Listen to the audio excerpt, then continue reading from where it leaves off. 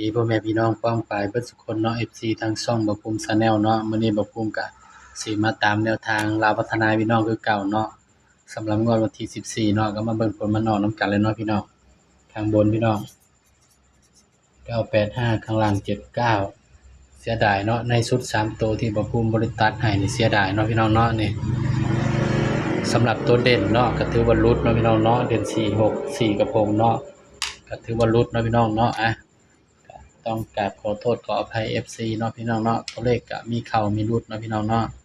เพราะฉะนั้นเฮาก็ไปกันต่อเนาะพี่น้องเนาะของงวดวันที่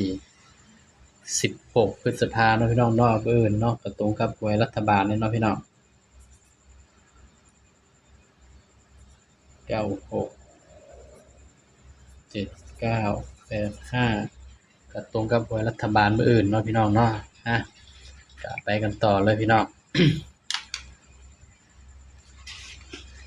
สำหรับแนวทางเนาะเวลาพัฒนาเฮา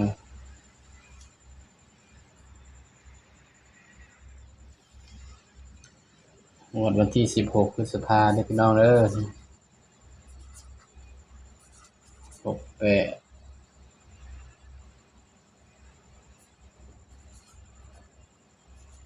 68ลาวพัฒนา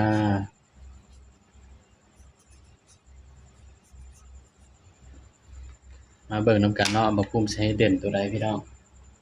ก็เสียดายอยู่เนาะพี่น้องเนาะ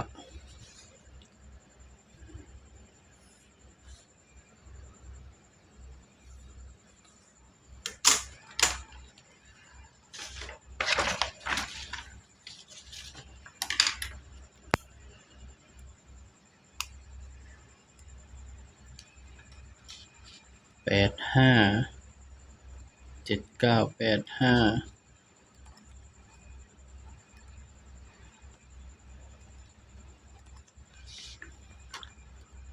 17 16 24 29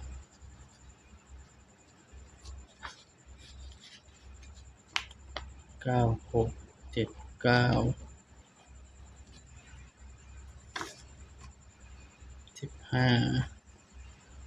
15 22 31 39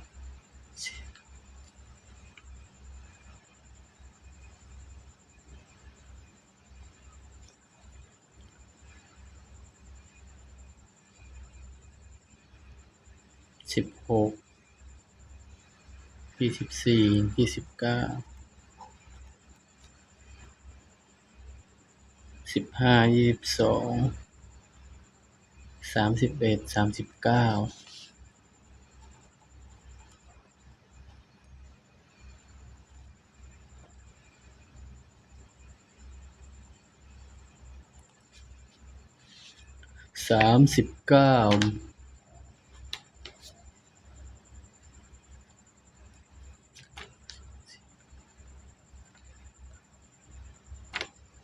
39 40 44สำหรับตัวเด่นเนาะพี่น้องเนาะก็หาดนเนี่ยเนาะพี่น้องเนาะสำหรับตัวเด่นเนาะ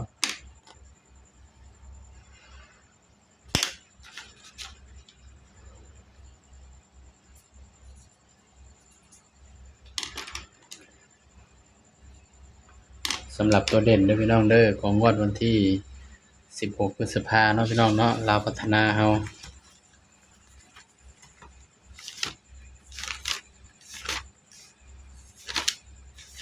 เดี๋ยวต้องใจเย็นๆเนาะพี่น้องเนาะทำรีบร้อนเดี๋ยวมันหลุดอีกเสียดายเนาะพี่น้องเดี๋ยวบ่ภูมิคิดดีๆก่อนพี่น้อง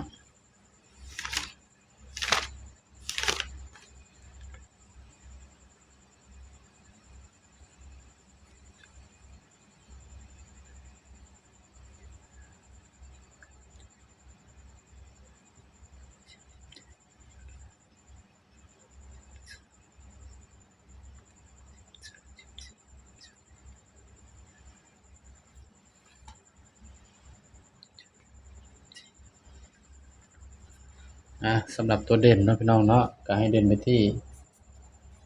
1กับ2เด้อพี่น้องเด้อนี่สำหรับแนวทางเนาะเวลาพัฒนาของงวดวันที่16พฤษภาคมเนาะให้เด่น1กับ2พี่น้อง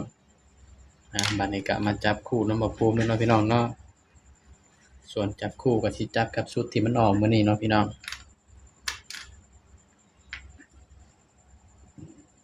มาจับคู่นำกันเลยครับพี่น้องบัดนี้จับ1ก่อนเนาะพี่น้องเนาะ5 16 15 16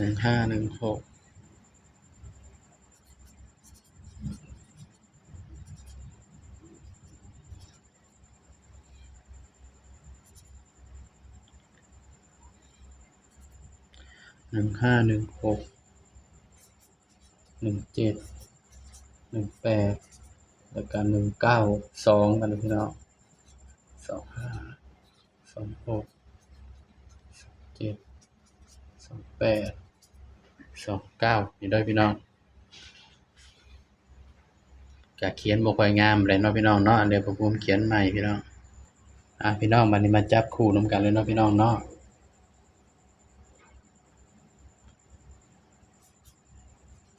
15 16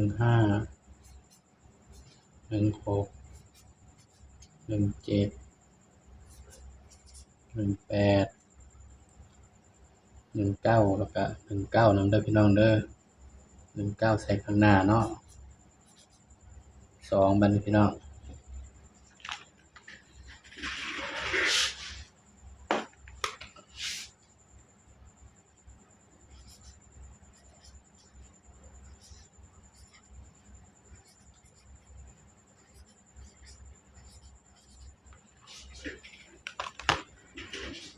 นี่เนาะบักปุ้มก็เขียนให้แล้วเนาะพี่น้องเนาะ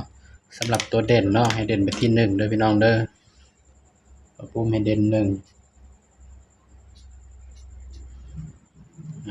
ไผมักก็อย่าลืมฝากกดไลค์กดแชร์กดติดตามช่องบักปุ้ม Channel นี่เด้อพี่น้องเด้อนี่ก็เป็นเพียงแนวทางเนาะสำหรับหวย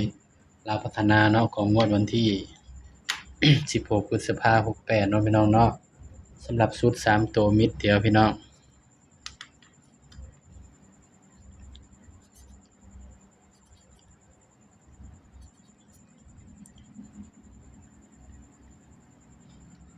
ชุด3ตัวมิตรเดียวเนาะพี่น้องเนาะ